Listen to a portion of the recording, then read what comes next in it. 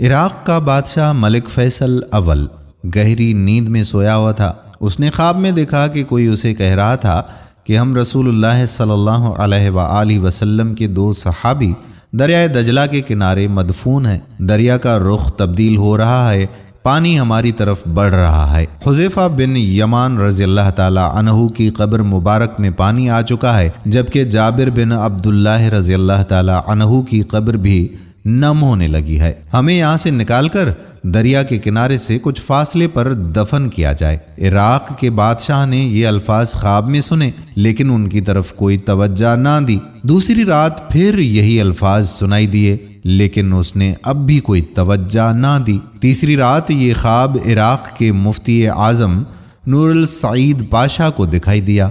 انہوں نے اسی وقت وزیر اعظم کو ساتھ لیا اور بادشاہ کی خدمت میں پہنچ گئے۔ جب انہوں نے بادشاہ سے اپنا خواب بیان کیا تو بادشاہ چونکا اور بولا کہ یہ خواب تو میں بھی 2 بار دیکھ چکا ہوں۔ اب انہوں نے مشورہ کیا۔ آخر بادشاہ نے مفتی اعظم سے کہا کہ پہلے آپ قبروں کو کھولنے کا فتویٰ دیں، تب میں اس خواب کے مطابق عمل کروں گا۔ مفتی اعظم نے اسی وقت قبروں کو کھولنے اور اس میں سے جسد خاکی کو نکال کر دوسری جگہ دفن کرنے کا فتویٰ جاری کر دیا۔ اب یہ فتویٰ اور شاہی فرمان اخبارات میں بھی شائع کر دیے گئے اور اعلان کیا گیا کہ عید قرباں کے دن دونوں اصحاب رسول صلی اللہ علیہ وآلہ وسلم کی قبریں کھولی جائیں گی۔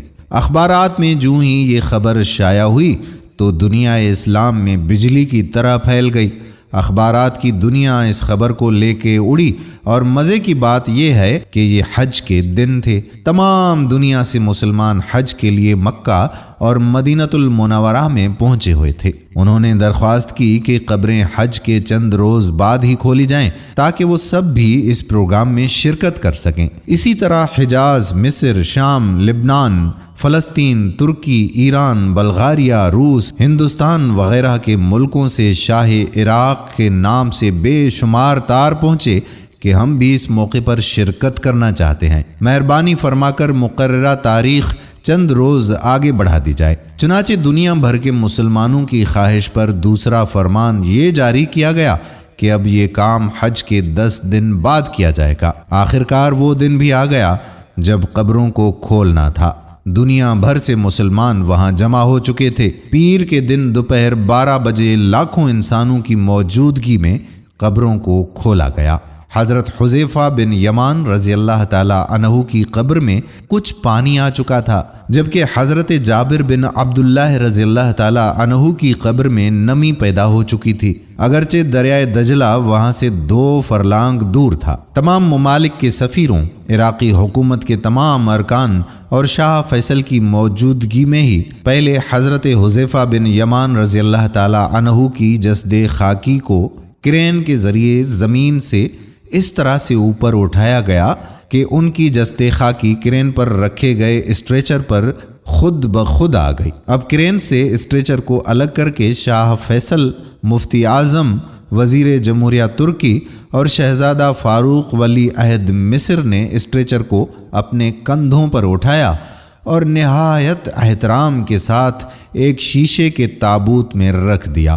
پھر اس طرح سے حضرت جابر بن عبداللہ رضی اللہ تعالی عنہ کی جسد خاکی کو نکالا گیا۔ دونوں جسد خاکی کے کفن بالکل محفوظ تھے، یہاں تک کہ داڑھی مبارک کے بال بھی صحیح سلامت تھے۔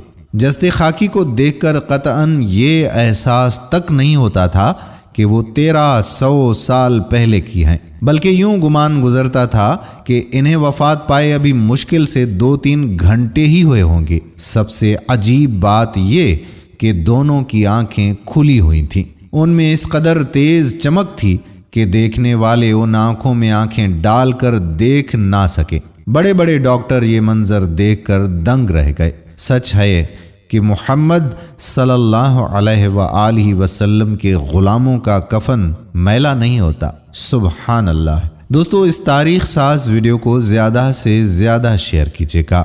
آنے والی ویڈیو تک آپ کا اپنا میزبان قادر بخش کلہوڑو آپ سے اجازت چاہتا ہے۔ اپنی خصوصی دعاؤں میں یاد رکھیے گا۔ اللہ حافظ۔